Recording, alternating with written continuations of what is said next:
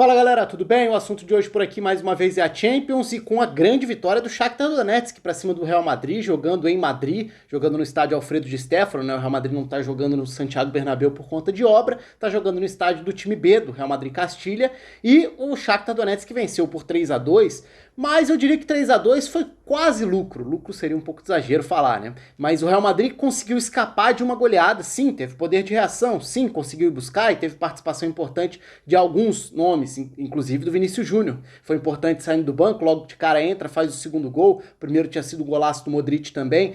O Vinícius Júnior entra bem e oferece alternativa de drible, de aceleração pelo lado do campo, então é um fator no jogo, mas ali era um poder de reação para um jogo em que o Shakhtar Donetsk foi muito superior, atropelou no primeiro tempo e poderia ter matado inclusive no segundo. Então 3-2 ele acaba mascarando um pouco uma superioridade, uma diferença que foi maior do que essa vantagem que o placar mostra. E olha que o Real Madrid quase empata, né? Chega a empatar no finalzinho, tem o gol anulado por conta de interferência do Vinícius Júnior, que estava impedido, né? Estava em condição irregular, estava na frente do goleiro, o gol é anulado pelo VAR, e com isso o Real Madrid não consegue chegar ao empate. Agora, não chega a ser exatamente uma novidade, né?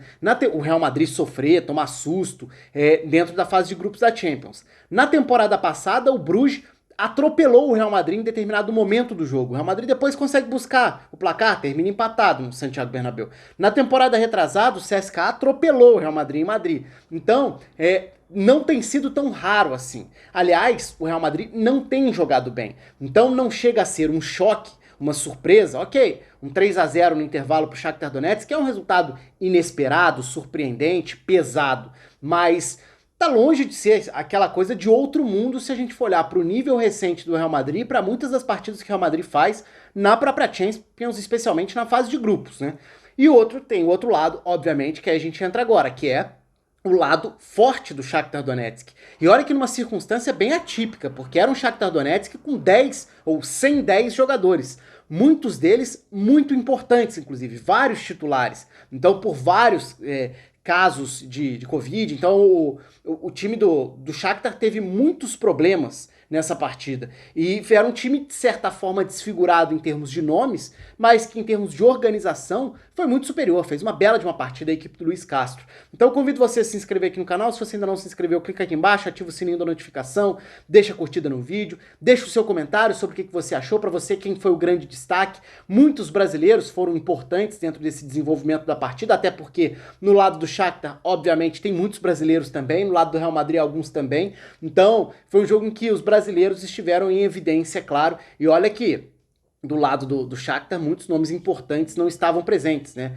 Tyson, Alan Patrick, Ismaili, Júnior Moraes, aí tem o Stepanenko, alguns dos jogadores ali do Shakhtar, e vários deles bem importantes, que não fizeram parte. Estou citando só alguns, porque a lista é longa também, mas só para citar alguns nomes que seriam bem importantes dentro da equipe. Agora, olhando para as escalações, o Real Madrid tinha o Rodrigo e Asensio como os dois pontas titulares e o Jovic como 9.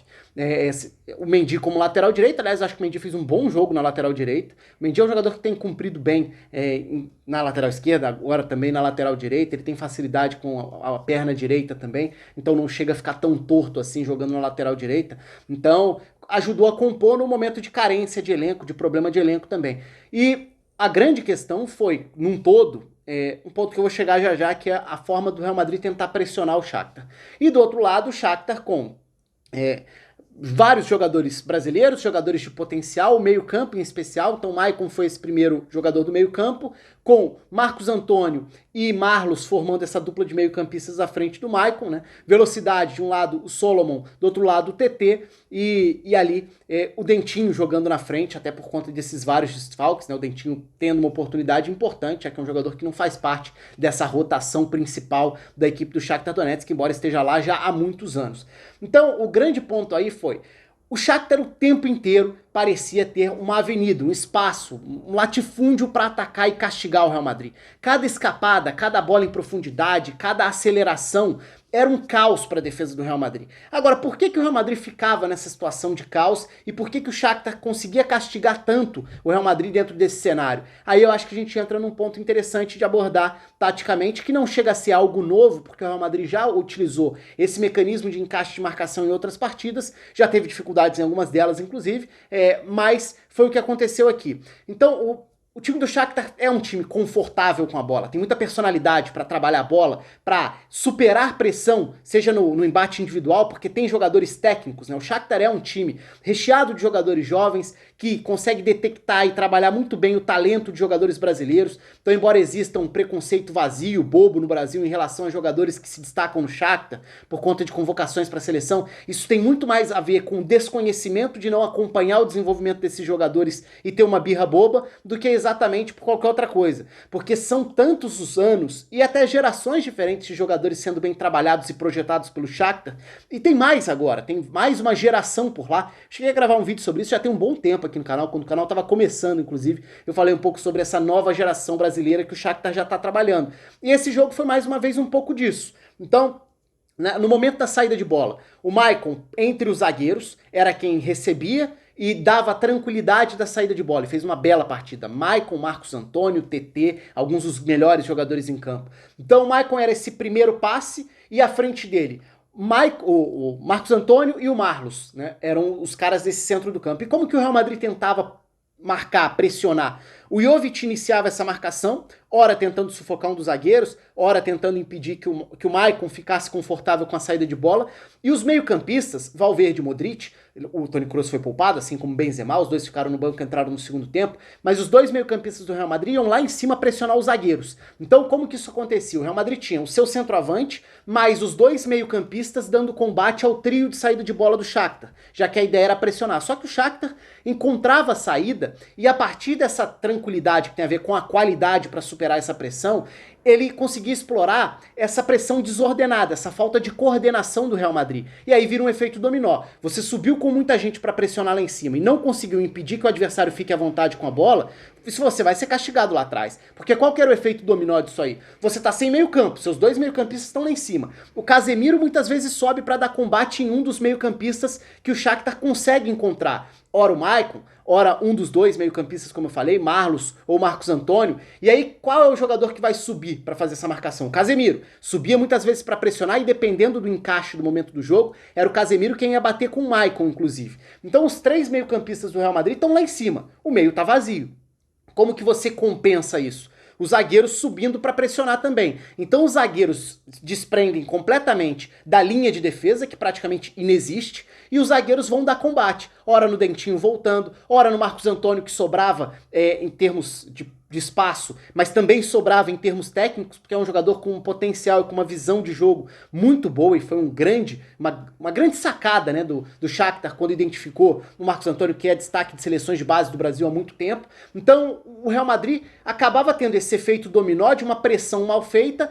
O meio-campo estava todo lá na frente sendo superado, os zagueiros subiam para dar combate, atrasados muitas vezes, o Shakhtar encontrava superioridade por dentro e aí bola em profundidade. Para quem? Pro TT entrar em diagonal na maior parte das vezes. Tinha o Solomon do outro lado também, mas foi o TT quem causou mais estrago. Então era o TT atacando ali o espaço nas costas do Marcelo ou nas costas do Militão, que nem sempre estava ali porque muitas vezes tinha saído para dar o combate. Então o jogo quase todo teve Varane e Militão correndo desesperadamente para trás para tentar compensar os espaços escancarados que o Shakhtar atacava. Então esse foi o cenário do jogo. Esse foi o desenho da superioridade do Shakhtar, que faz os 3-0, poderia ter feito mais. No segundo tempo, o Real Madrid esboça essa reação, mostra esse certo poder de reação e de fato ocupa mais o campo de ataque, mas também cede contra-ataques. O Shakhtar também poderia ter matado o jogo na segunda etapa. Acabou correndo riscos no final por não ter definido as chances que teve. No segundo tempo, é verdade, com as substituições, o Real Madrid consegue melhorar um pouco tudo isso.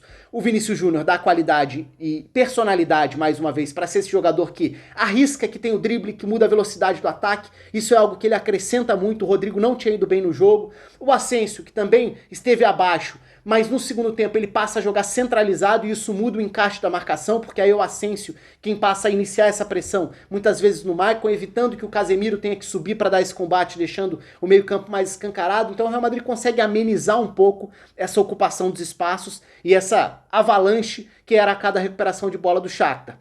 Mendy bem aberto na direita, Vinícius bem aberto na esquerda, e aí com o Benzema a qualidade para ligar as peças tende a crescer muito, né? Porque é diferente do Jovic, que participa pouco do jogo, e aliás fica muito alheio ao jogo, praticamente isolado, num mundo à parte. A bola não chega até ele, quando ele chega, ele não tá com confiança para ser o cara da finalização, que era o que se esperava dele. Então até agora é uma grande decepção com a camisa do Real Madrid. Então no segundo tempo, o Real Madrid, embora tenha reagido e quase tenha chegado ao empate, também sofreu e também foi vulnerável. Aí tem alguns pontos pra gente pontuar rapidamente aqui, né? O Real Madrid foi bem superado no todo, foi atropelado pelo Shakhtar. O Real Madrid não faz um bom início de temporada, não é exatamente uma novidade se a gente olhar para anos anteriores, essas oscilações em um nível abaixo. Tem clássico vindo pela frente, e é claro que é um jogo de maior repercussão, mas mais até do que olhar para o clássico espanhol, é importante olhar para o peso do resultado dentro da fase de grupos. É um grupo muito complicado, é um grupo que tende a ter só jogos difíceis. Não tem aquele jogo, esse é o jogo dos 3 pontos garantidos. Em tese não tem. E o Real Madrid perde dentro de casa pro Shakhtar na largada da fase de grupos. Então, quer dizer que o Real Madrid vai ser eliminado? Não sei, não dá pra cravar nada. Mas quer dizer que sim, é um grupo nivelado que vai dar trabalho pra todo mundo e que tende a ter muita troca de pontos ou no mínimo muita dificuldade pra todo mundo em cada semana de rodada de Champions. Conto com os comentários de vocês aí embaixo, com sugestões de outros jogos da rodada pra gente abordar aqui de uma forma mais detalhada. A inscrição no canal também. Um abraço e até a próxima.